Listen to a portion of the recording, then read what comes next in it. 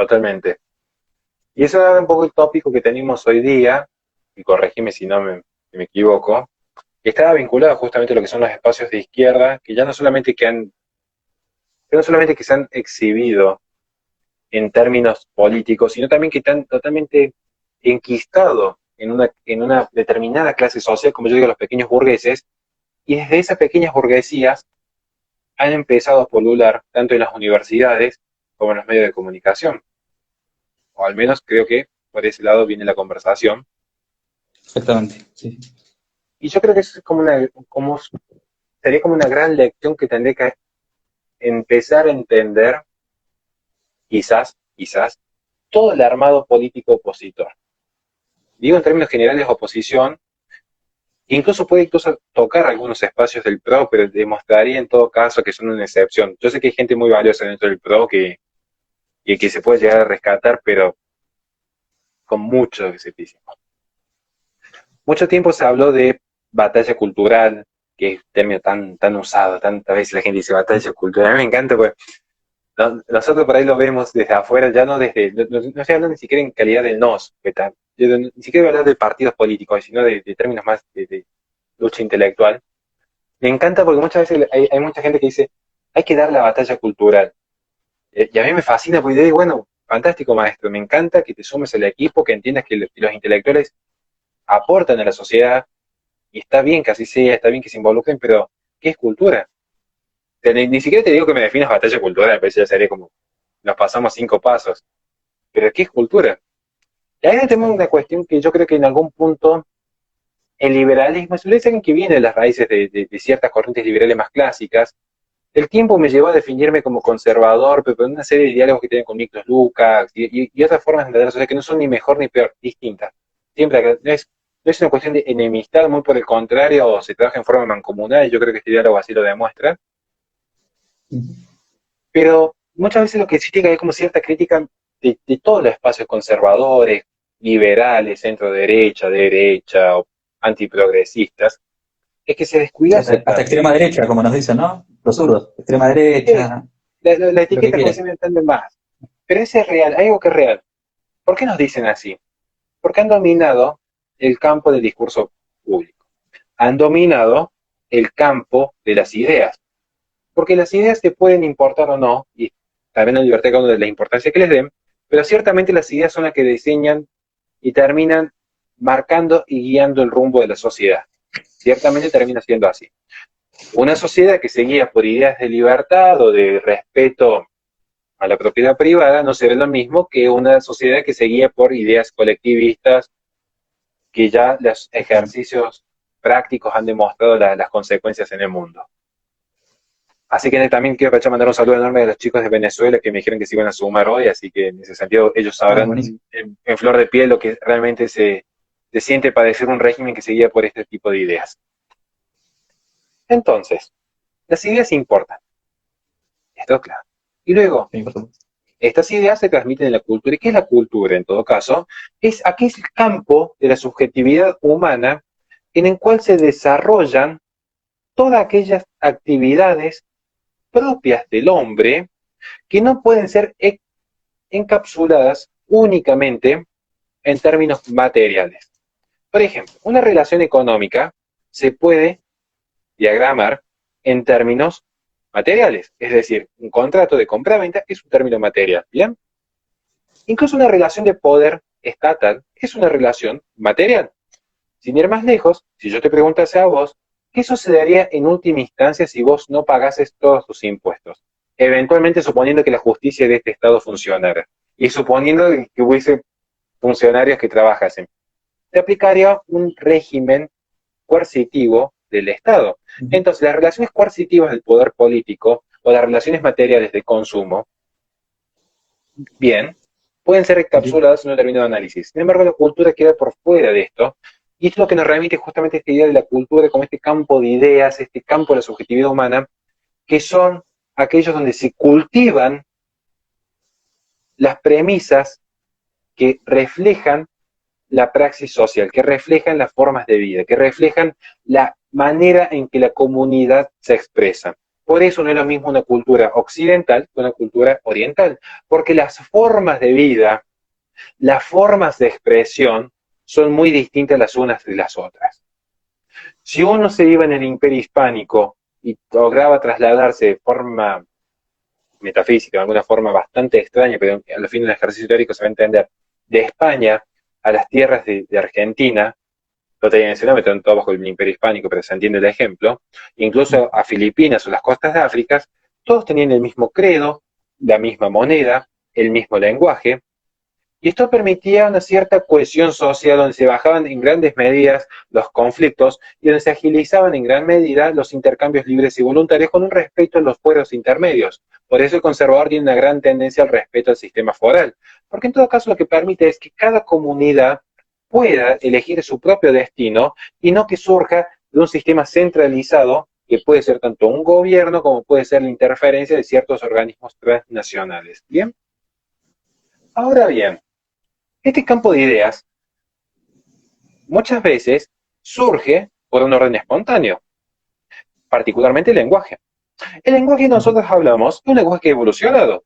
Y yo creo que por tu edad sabrás que cuando nosotros éramos chicos, googlear no era un verbo aceptado. O al menos no existía, porque ni siquiera existía la empresa, si vamos al caso. Pero el orden espontáneo y siguiendo ciertas lógicas de gramática ha permitido que googlear sea aceptado. ¿Bien? Hasta ahí tenemos un cierto acuerdo. Pero es lo mismo que un idiolecto impuesto, como puede ser el mal llamado lenguaje inclusivo, que es un idiolecto, por tomar un ejemplo práctico de esta abstracción que estamos conversando hoy día. Aquí vemos que de repente sí se empieza a imponer en forma jerarquizada una idea cultural, esta idea de que supuestamente el lenguaje inclusivo aminoraría las disparidades de poder entre el hombre y la mujer, lo cual es falso si vemos los ejemplos de Turquía o los ejemplos de Medio Oriente o los ejemplos de África donde se habla el lenguaje inclusivo, pero las asimetrías de poder son bastante marcadas entre el hombre y la mujer. ¿Por qué quiero hacer esta introducción con este ejemplo? Porque, insisto, muchas veces los espacios, incluso ciertos espacios nacionalistas que tienen un gran sentido histórico, pero también los podemos incluir en estos espacios, algunos nacionalistas, digamos, más morigerados, el liberalismo en todas sus expresiones, libertarios, paleolibertarios, anarcocapitalistas, los conservadores, por definición, muchas veces descuidan este plan cultural. No todas las ideas surgen de un orden espontáneo. Muchas ideas son impuestas en la sociedad en forma verticalizada y jerarquizada. Entonces, la primera lección de hoy sería, las ideas importan, y si las ideas importan, importan si surgen de un acuerdo mutuo y voluntario entre los miembros de una comunidad, porque ser comunitarista no es lo mismo que ser comunista, y defender la comunidad no es lo mismo que defender el comunismo. Las ideas importan, e importan de dónde vienen. Porque para el buen conservador, como para el buen liberal, en un sentido amplio de la palabra, siempre se va a defender este orden intermedio. ¿Qué significa el orden intermedio? El individuo que está inmerso en la sociedad, es arrojado a la sociedad, como le diría Heidegger, no se encuentre esclavizado o no se encuentre bajo el poder centralizado de un ente abstracto, como puede ser el poder gubernamental, sino que sea producto y surja de ese orden tradicional, de ese orden histórico, de ese orden comunitario, al cual ascribe. Cuando empieza a ver los puntos de unión entre conservadores y liberales, son muchísimos. Hay un gran punto de unión, que muchas veces, en las lógicas de las redes sociales, a veces uno entra en ciertas discusiones que son muy apasionantes, pero que no hacen en la realidad política. El segundo punto a tener en cuenta, además de que muchas veces se ha descuidado este sentido de las ideas, es que también se ha descuidado el sentido de las tradiciones.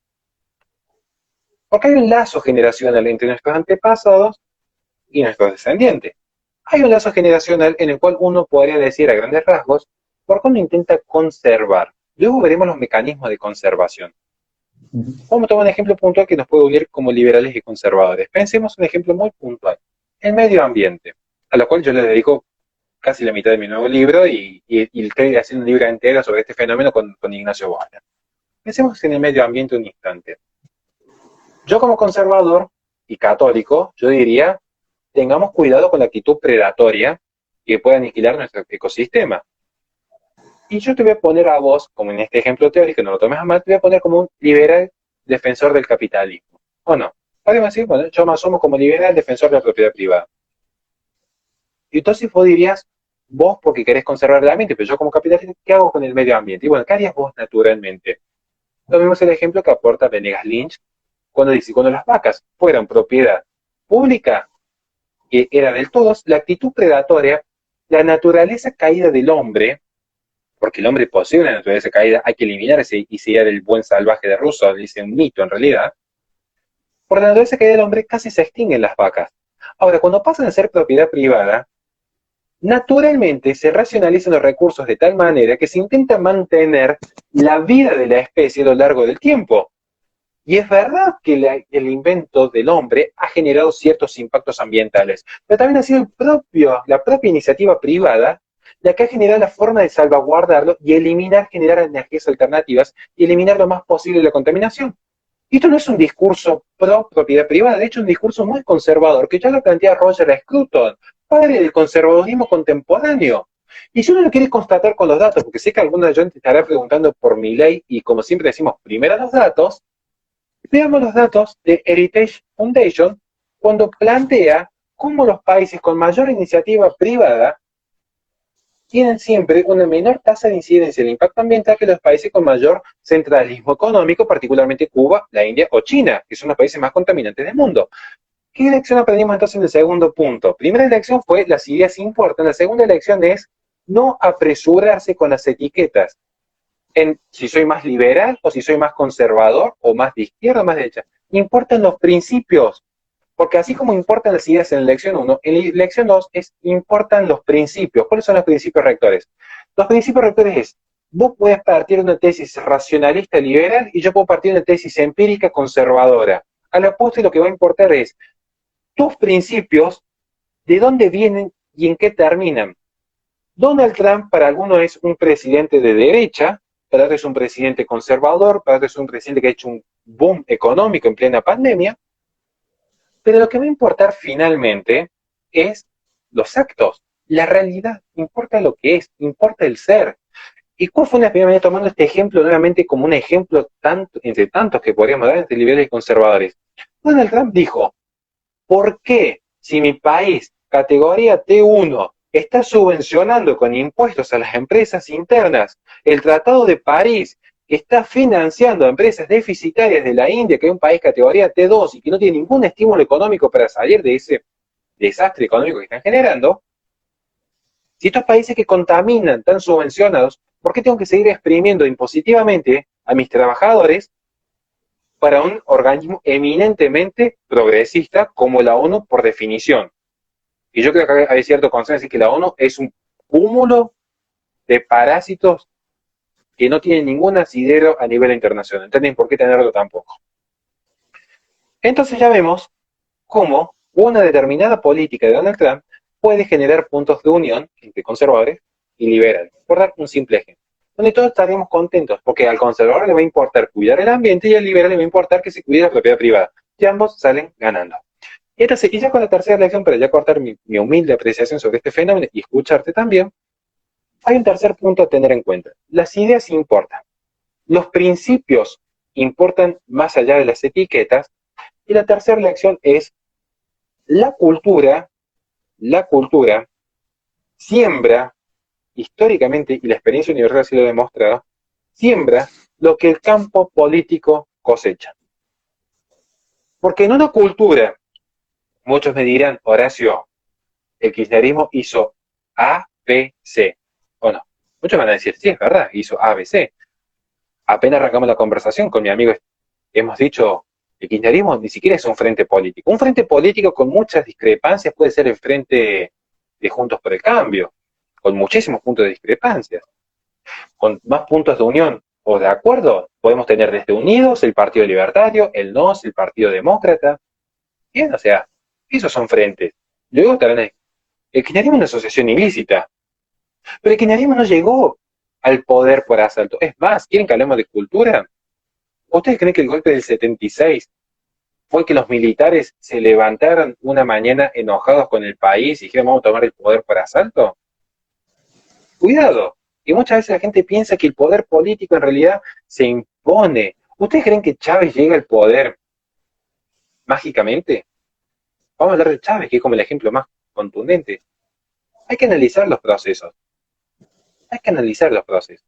Por eso, como importan los procesos, tenemos que saber que el campo político cosecha lo que está en el campo cultural. En una cultura argentina, en la cual generación tras generación se ha fogoneado el asistencialismo, se ha fogoneado el centralismo político, un centralismo político que le dice hasta qué tiene que predicar un pastor o qué tiene que hacer un sacerdote, un centralismo político que le dice a los padres de familia que cierto contenido se le va a imponer a sus hijos, quieran o no quieran, un centralismo político que le hace creer a todas las generaciones que pueden pasar de un país insólito el nuestro, un país en el cual se le dice a los chicos que pueden pasar de grado sin estudiar, que te puedes jubilar sin aportes y que puedes tener hoteles sin pasajeros, un país bastante particular. ¿Qué creen que va a surgir de ese país? Si no es una cultura que va a convalidar hasta con el 54% de los votos esta asociación ilícita. Y la gente se horroriza porque un diputado en plena sesión parlamentaria estaba fornicando con la secretaria felina, subvencionada con sus prótesis a través de nuestros impuestos. Y algunos se han horrorizado. A mí no me horroriza, porque eso demuestra en todo caso lo que es la democracia en su máxima expresión, en todo caso. A mí lo que me horroriza fue que detrás de ese fornicario, por detrás de ese diputado, miles de votos le dieran un lugar. Y como ese tenemos un montón de gente que usando recursos del Estado no hacen nada. ¿Y saben por qué están ahí? Porque hubo miles de votos de personas que tienen enquistada en sí misma una cultura de ocio, una cultura de creer que el Estado te da los derechos de acuerdo a tu necesidad, y si vos necesitas que alguien te diga que este discurso es violento, va a venir el INADI. Y si vos necesitas percibirte mujer, va a venir el Estado a financiar tus prótesis. Y si vos necesitas que tu empresa deficitaria no compita, va a venir el Estado a protegerte. Y si vos necesitas terrenos, el Estado te lo va a permitir que los usurpes. Y si vos necesitas vivir bien porque no invertiste en tu vida, el Estado te va a dar la jubilación sin aportes. Porque esto es lo que te está dando el Estado. ¿Por qué? Porque hay una cultura que te hizo creer que donde hay un derecho no surge una necesidad. Entonces, las ideas importan, los principios importan y la cultura importa. Son tres simples mensajes que quiero dar, y perdón si me exacerbo un poco, pero los que padecemos la presión tributaria en nuestras empresas, para después ver que no podemos educar a nuestros hijos como se nos canta a nosotros educarlos, es natural que tengamos reacciones violentas. Así que perdón si me exacerbo un poco en este diálogo. No, está perfecto. La verdad que nos exacerbamos todos con este país que tenemos, ¿no? Es realmente una locura, como vos decís. Y te escuché hablar de este modelo centralista que tenemos, ¿no? Y me parece muy interesante ese tema porque justamente tenemos un modelo centralista, un modelo de planificación en el que justamente estos pseudo intelectuales que llegan al poder se creen capaces de planificar nuestras vidas mejor que nosotros. Es decir, ¿qué quiero decir con esto? Se piensan, digamos, con más capacidad de conocer lo que nosotros somos, nuestros intereses, que nosotros mismos. Con esta visión colectivista, como vos también hablabas, ¿no? Eh, digamos, de fomentar la homogeneidad y no la heterogeneidad, fomentar el colectivismo y no el individualismo, y sobre todo fomentar esto de yo papá Estado, voy a decirte lo que tienes que hacer, voy a decirte cómo tenés que vivir, voy a planificar tu vida, voy a saber más que vos cuáles son tus proyectos de vida más convenientes.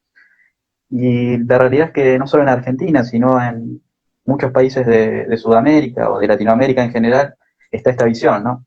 Y bueno, pienso que justamente ese es el mayor cáncer que tenemos, ¿no? Es este centralismo, este sistema de planificación y no un sistema espontáneo, como vos también hablaste, lo mencionaste de muy buena manera también. Un sistema voluntario, espontáneo, de voluntarismo, en el que las partes acuerdan entre sí para su conveniencia y no, digamos, son llevados a hacer por un papá Estado, ¿no? O sea, simplemente actúan por su voluntad y por su conveniencia. Y bueno, justamente este sistema lo que ha hecho este sistema que tenemos hace 90 años en Argentina, un sistema populista de izquierda, que nos ha llevado a la ruina, ha hecho que se vea eso como algo egoísta, ¿no? Cuando uno hace las cosas por su propio bien, por su beneficio, y de esa manera genera beneficios para todos, porque buscando el propio beneficio de uno es como que se generan las condiciones para que todo progrese, porque, digamos, por ejemplo, está esta frase de Adam Smith que dice, no es por la benevolencia del carnicero que te vende la carne, sino por su propia conveniencia, pero gracias a su propia conveniencia te ofrece esa carne a un buen precio y de una buena calidad para poder, digamos, subsistir, ¿no?, en el mercado. Y bueno, justamente lo que ha hecho este sistema es que se vea al propio beneficio como algo negativo, ¿no?, como egoísmo. Bueno, Ayn Rand hablaba de eso, ¿no?, de la virtud del egoísmo, como una exaltación del ser y una exaltación de lo que tiene que ver con la autoestima y demás. Ahí, justamente en ese punto, estaba pensando, más allá que puedo tener algunas diferencias intelectuales en cuanto a la forma de entender el objetivismo, algo que es real es que, en efecto, la economía, en eso coincido con Mises, la economía es una acción humana más. En todo caso, podemos ver hasta qué punto las acciones humanas son o no son morales. Hay una discusión apasionante que no viene al caso, pero que siempre es importante remarcar, es decir, es importante tener en cuenta que también la moral importa, pero pensaba mientras vos estabas exponiendo y fui tomando nota de algunas cuestiones que fuiste diciendo, y en un momento hablaste del Estado paternalista. Yo creo que es un punto clave en la realidad. Yo creo que es un... Recuerden cuando empezamos el diálogo recién, hablamos que muchas veces los espacios, entiendan esta palabra en términos amplios, y yo sé que va a haber muchas disquisiciones, es una forma muy somera de entender esto, los espacios de derecha. Y quieren llamarle espacios liberales o quieren llamarle espacios antiprogresistas, por mí va a estar bien, porque se entiende la idea, digamos, no quedan etiquetas. Muchos de estos espacios liberales confundieron, a mi humilde criterio, lo que es una lucha cultural. ¿En qué sentido? Que hablan a veces de decir las bondades de la economía, pero estamos hablando de economía. Seguimos sin entender que detrás de la economía puede venir una empresa privada, como Netflix o como Disney, marcar una agenda progresista, cultivar una cultura progresista esta empresa privada, porque mucha gente la consumió, y luego votar a algunos políticos que lleven adelante esta agenda progresista, que digan que, por ejemplo, que ciertas prácticas o ciertos haceres vinculados al servicio de la salud tienen que ser financiados con los impuestos de todos, pero porque lo dijo Netflix previamente, una empresa privada. Y ni hablar cuando vemos los convenios de algunas empresas privadas, pero eso es una discusión mucho más extensa el día de hoy. Pero me quedo con esta idea del paternalismo. Nuevamente, y yo me tomaba maestro y tengo enormes amigos en todos los espacios, salvo en el kirchnerismo, porque para mí si sos kirchnerista no puedes ser buena persona, pero con el resto tengo muy buenas amistades con todos. Y es muy raro, por ejemplo, que toco un ejemplo, un simple puntito y mientras le mando un saludo a nuestro amigo de Pibes Libertarios que está ahí conectado. El tema del paternalismo yo lo vinculo con el tema de la posmodernidad. Y yo me he hartado de ver redes sociales, porque, bueno, todos saben que le dedico un tiempo prudencial al tema de las redes. Pocas veces se habla de posmodernismo. De hecho, hoy saqué un video de posmodernidad y fue el video que menos éxito ha tenido en todo mi canal. Eso me da muestra de que es un tema que no le importa a nadie. Ahora, si yo subo un video del diputado Ameri, la rompe. ¿Se entiende por qué? Pues es la lógica de la posmodernidad. ¿Por qué existe el Estado paternalista? Y esa sería una pregunta muy interesante. ¿Por qué existe el Estado paternalista? Muchos me van a decir porque se viene a plantear como una solución política a los discursos. Yo diría, sí, pero eso no me dice nada. El tema es ¿por qué existe? O sea, ¿o quién legitima el Estado paternalista? ¿Qué dijimos al comienzo? ¿Qué hace la clase política? Cosecha lo sembrado en el campo cultural. Y yo todavía no he visto espacios, digamos, liberales, conservadores, hay un 50 y un 50, pero no todos los conservadores hablan de este tema, de espacios de derecha, espacios nacionalistas, si quieren ir al caso, con quien también tengo una excelente relación.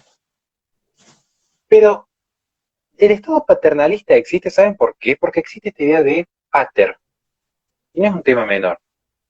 Porque el hombre, algo que no puede ignorar, que es su propia naturaleza. Y tarde o temprano, todo ser humano posee un principio de vida comunitaria, naturalmente porque si uno no desarrolla el lenguaje, si no desarrolla el lenguaje como campo simbólico, tampoco termina desarrollando la idea de la abstracción.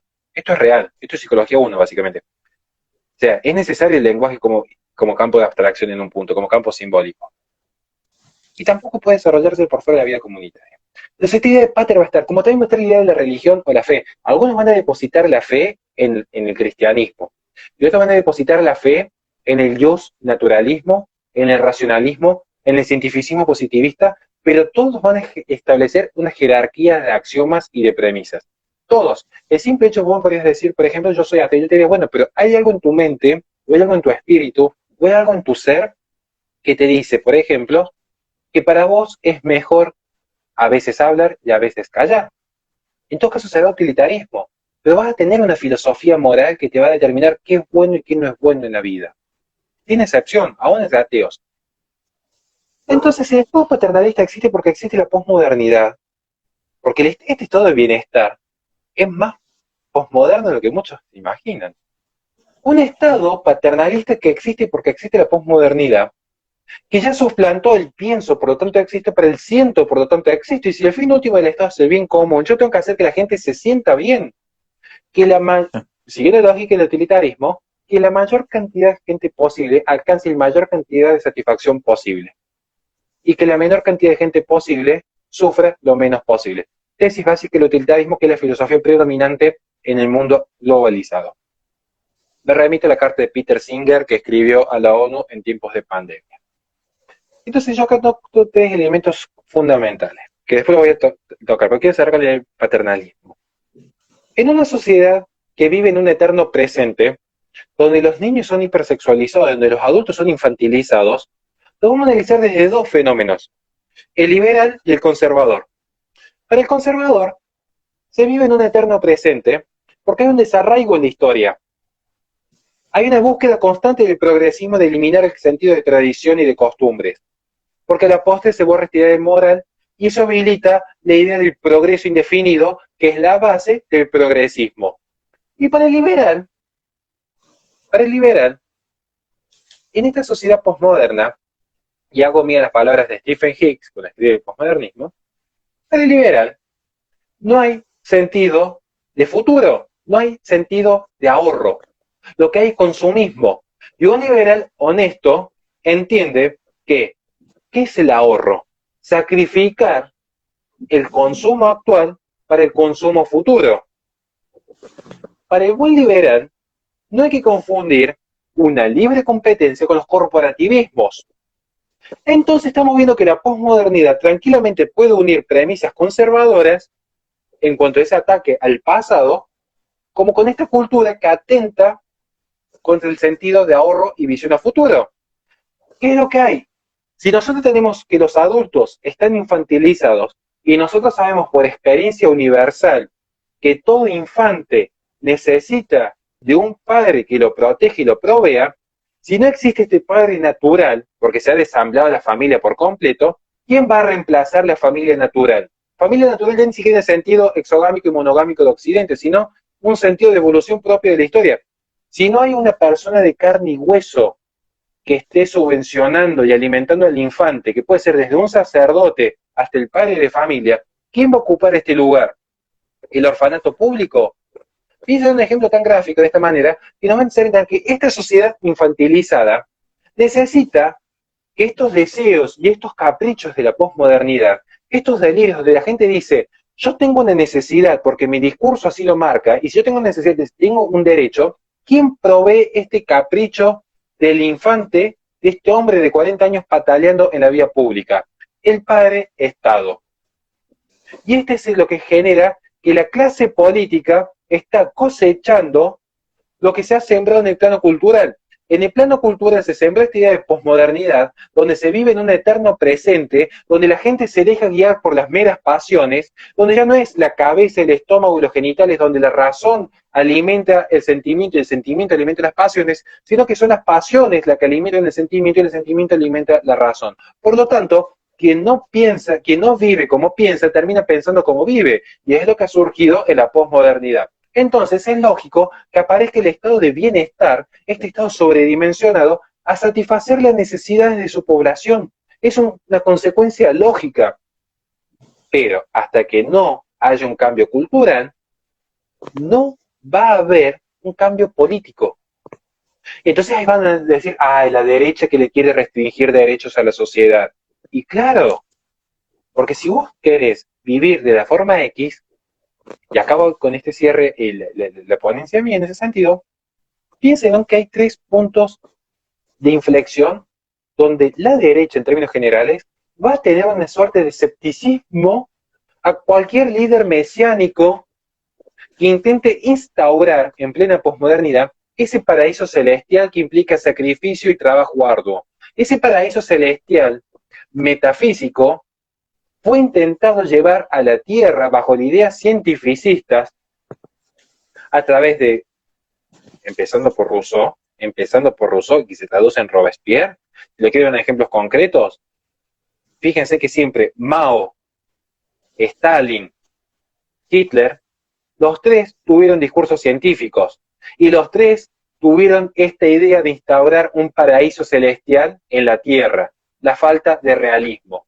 Una falta de realismo que la derecha tiene que asumir que ha caído en los mismos errores de creer que a base de discursos racionalistas va a poder generar un cambio en la cultura. El racionalismo abstracto ha demostrado sistemáticamente su fracaso porque la realidad es lo que es. Yo puedo discutir 1.000.000 de veces con cualquiera de mis amigos si la Tierra es redonda o la Tierra es plana, como también puedo discutir 1.000.000 de veces si en realidad son los objetos que caen hacia el centro o si es que la Tierra está en constante elevación. Pero lo real es que si yo me asomo por el balcón y piso hacia afuera, no la cuento. Y ahí está la cuestión. Hay que ser realistas. ¿Cuál es la realidad? Que el conservador como el liberal creen en la diversidad, pero creen en esa diversidad en cuanto a toma de decisiones, en la diversidad en cuanto que las personas tienen una multiplicidad de opiniones y que la tienen que llevar adelante en su propio fuero íntimo, en su propia comunidad, en sus propias familias, y no a través de un centralismo que lo que hace en todo caso es homogeneizar, como es el globalismo, un proyecto homogeneizante a lo largo y ancho del mundo, donde no se respetan los fueros y los patriotismos locales, y donde no se respete que una determinada comunidad puede querer vivir bajo las reglas del veganismo, mientras otra comunidad puede querer vivir bajo un modelo explotador. Y en todo caso, que sean las propias comunidades las que deciden cuál es el mejor sistema jurídico para sí, y no la centralización política que no respeta las diferencias culturales, en primer lugar. Y en segundo lugar, es que tanto liberales como conservadores tienen un arraigado sentido de pertenencia a sus propias ideas, como también a sus propias comunidades. Porque los liberales, quieran o no, tienen armado, y Unidos es un buen ejemplo de esto, el Partido Libertario, las ideas que se han generado a lo largo y ancho de los mitines, donde justamente hay gente que comparte una determinada forma de vida, y está muy bien que así sea, está perfecto que así sea. Lo importante es la no imposición centralizada del poder político, donde quienes tienen la legitimidad del uso de la fuerza les digan a determinadas personas en qué creer y en qué no creer. Y ahí está el peligro, en la legitimidad del uso de las fuerzas. No en vano son justamente los entes que centralizan el poder político los principales opositores a la libre portación de armas, porque es donde se está legitimando justamente la coacción física. Esa es la cuestión de fondo. Entonces, en estas ideas de centralización que nosotros combatimos arduamente, tenemos que tener en cuenta que el poder político no siempre subyuga al individuo. Muchas veces son el cúmulo de individuos que han legitimado mediante la cultura el poder político. Basta de creer en esta idea de que el Estado obliga porque está ahí arriba y el Estado es malo, porque lo que hace, lo que ponen a los políticos en el Estado fue la sociedad en primer lugar, porque en una sociedad que se revela, créanme que no alcanzan los patrulleros para todo. Eso es una realidad. Si lo dice alguien que va en misa en clandestinidad y que nunca jamás respetó la cuarentena en lo más mínimo. Yo no me voy a dejar que mi hija muriese de hambre porque un grupo de burócratas están ocupados viajando a Cuba a visitar a su hija, mientras tenemos un padre de familia que no visitó a su hija que se estaba muriendo de cáncer. Acá respeta el Estado el sumiso, acá respeta el Estado el cobarde, acá respeta el Estado el niño que le tiene miedo al adulto. Porque los adultos responsables asumimos hasta las últimas consecuencias de nuestras acciones y no andamos doblegados ante burócratas y parásitos. Acá la verdadera rebeldía tiene que ser ante el poder ilegítimo, porque hay poderes políticos legítimos. A mí no me van a venir a correr con que soy un anarcocapitalista en ese sentido, porque hay poderes que son legítimos. Pero esta asociación ilícita no es legítima por donde se mire. Esa es la realidad. Y no es una cuestión de relativismo, es una cuestión de orden y de sentido común.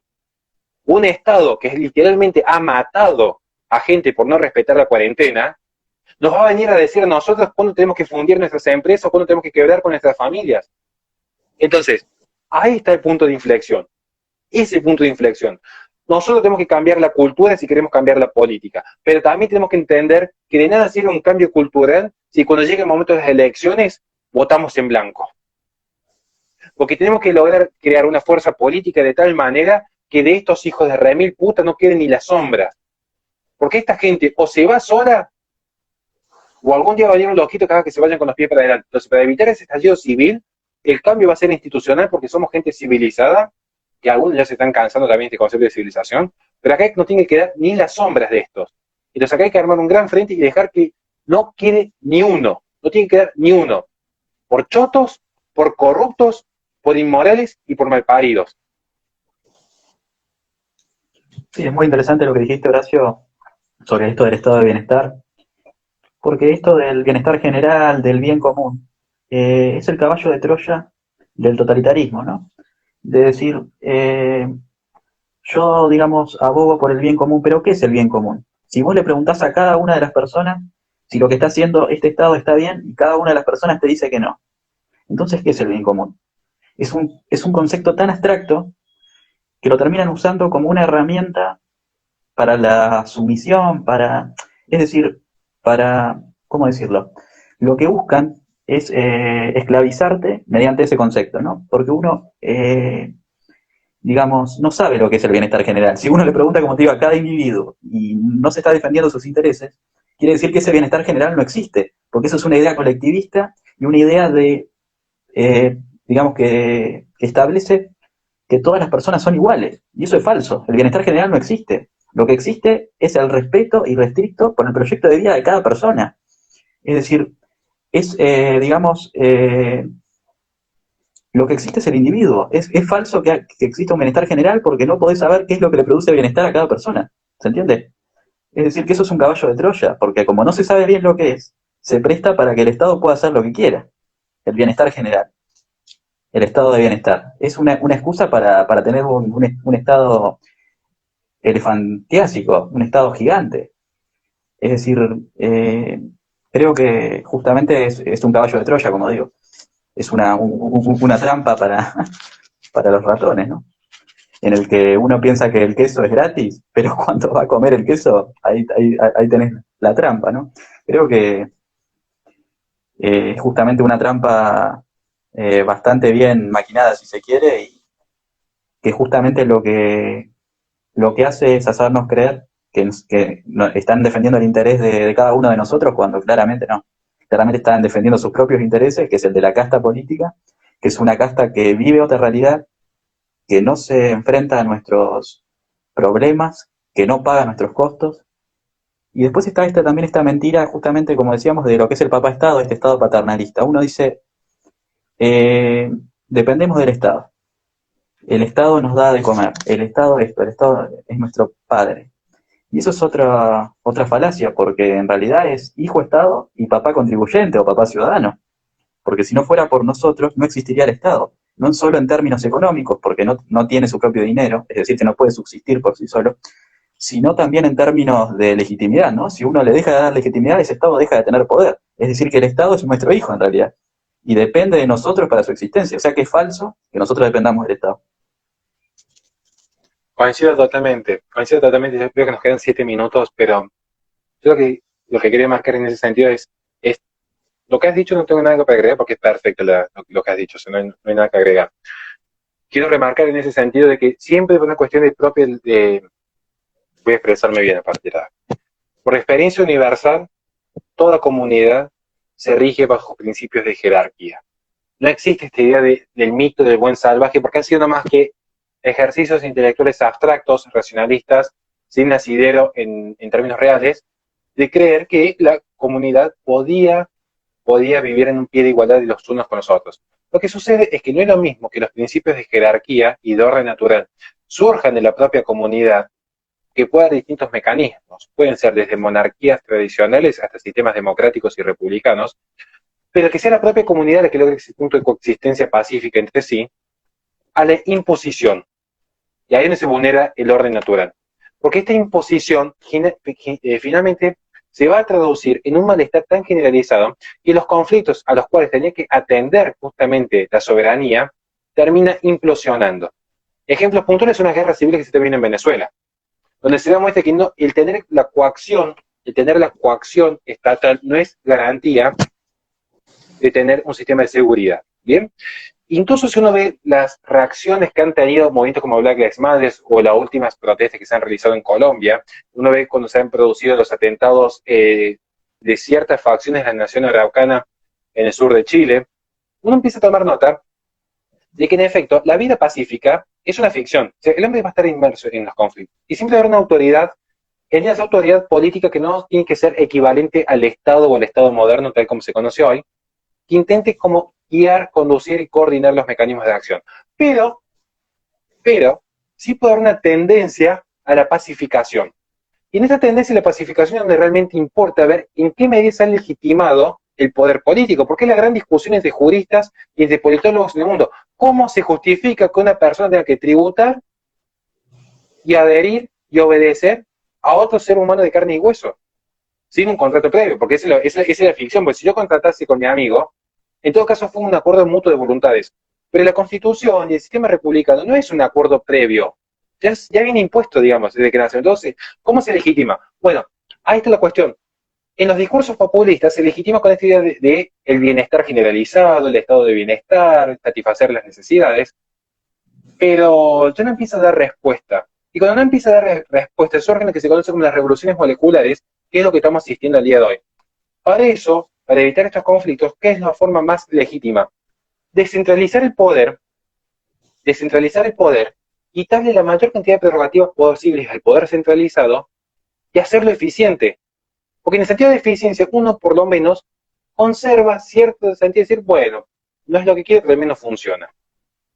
Yo particularmente soy anti-Ministerio de Educación y anti-Ministerio de Cultura, particularmente, y soy un conservador. Vos, si querés llevar a tu hijo a un determinado colegio con cierta característica, me parece genial, pero no me digas a mi hija a dónde llevarla, el ejemplo básico. Incluso nos llega al punto, yo estoy en este momento, fíjense, yo me siento casi como un nórdico, es lo que ha generado Argentina en este momento, y yo me siento como un nórdico, porque yo en este momento les aseguro, por mi trabajo, yo prefiero pagar 82% de mis ingresos en impuestos, pero tener dos cosas, que la sociedad más o menos funcione, no tenga que andar calzado en el auto, porque me tengo que proveer mi propia seguridad, y que no tenga tantas trabas, porque yo que cobro de afuera, yo hoy preferiría que me cobren un montón de impuestos, pero poder meter la guita tranquilo, y un Estado tan idiota, que no solamente restringe la salida del dinero, sino también que restringe la entrada de dinero, una cosa insólita, porque están hablando que pierden los dólares con la reserva, y uno que cobra en dólares, encima no te los dejan entrar en paz al país. O sea, hacen todo al revés esta gente, una cosa insólita. Entonces, es muy bueno lo que has dicho vos, porque eso demuestra que si este Estado se ha legitimado, es porque logró el dominio cultural. Por más que seamos dos o tres los que estemos conversando acá en este momento, la realidad, y se lo dice alguien que entra a las villas todos los fines de semana a hacer labores comunitarias, les puedo asegurar que allá legitiman esta idea. Yo decir, maestro, no tenés ni inodoro. Si yo veo a casa que no tiene inodoro, literalmente tienen letrinas, pero esta gente sigue votando este gobierno. Y hay que entender a esa gente en ese nivel de educación y en ese nivel de pobreza, hay que entenderlo, hay que estar ahí. Digo, pero ahí nos damos cuenta que la cultura importa, y a veces nos hemos quedado en conversaciones entre pequeños burgueses sin darse cuenta que el campo cultural que está legitimando mediante la democracia este gobierno, ni siquiera tienen televisor, menos aún van a tener acceso a internet a ponerse a buscar quién fue Mises. Por eso es importante que la batalla cultural se haga en las redes, pero que trascienda las redes. Y recién ahí vamos a tener una sociedad que va a empezar a despertar y ser mucho más racional. Te los dice alguien que entra todos los fines de semana a las villas. Cuidado que el gran caudal de votos que legitima, porque la democracia es el organismo legitimador del poder político actual, ni siquiera tienen acceso a un televisor, menos aún a las ideas que muy bien estamos defendiendo, creo yo, humildemente, acá con la gente que está de este lado. Sí, sí, sin duda que justamente esa gente de las villas, de la clase media baja, la clase baja, es la que termina decidiendo casi siempre, ¿no? Así que creo que es importante llegar a ellas, y no solo en un sentido estrictamente estratégico o electoral, sino que justamente las medidas que nosotros proponemos desde este lado son medidas que favorecen a todos los extractos sociales. Y está demostrado que justamente con el capitalismo, porque lo empírico nos respalda, los datos nos respaldan primero los datos, como dice Milei, por supuesto, eh, justamente son las que, digamos, el sistema capitalista es el sistema que más gente ha sacado de la pobreza y que más gente ha hecho progresar. Pasó de un 95% de la humanidad de pobres antes del capitalismo a un 5% ahora, más allá de que ahora creció un poco con esto de la pandemia y de las cuarentenas, ¿no? Pero realmente fue una reducción exponencial de la pobreza y una movilidad social increíble. Entonces, digamos, es falso que este estado elefantiásico del bienestar general, estado benefactor, estado de la justicia social, como se le llama, ¿no? Ha hecho a la sociedad menos pobre, por el contrario, la ha hecho muchísimo más pobre, ha multiplicado la pobreza y aprovechándose de eso, digamos, la ha sometido al clientelismo político. Entonces, vamos a ser sinceros, el modelo que proponemos nosotros es el modelo que proponen los países más desarrollados. Los países más desarrollados del mundo, como Suiza, Suecia, Noruega, Dinamarca, Japón, Estados Unidos, proponen esto. Así que creo que son las ideas del sentido común y las que nos van a hacer crecer como país. Así que, bueno, básicamente eso. Ya está terminando el vivo, Horacio, así que te agradezco muchísimo. La No, verdad es un placer tenerte acá. el agradecido soy yo, así que lo que necesiten y lo que podamos colaborar, estamos siempre para servir. Bueno, gracias.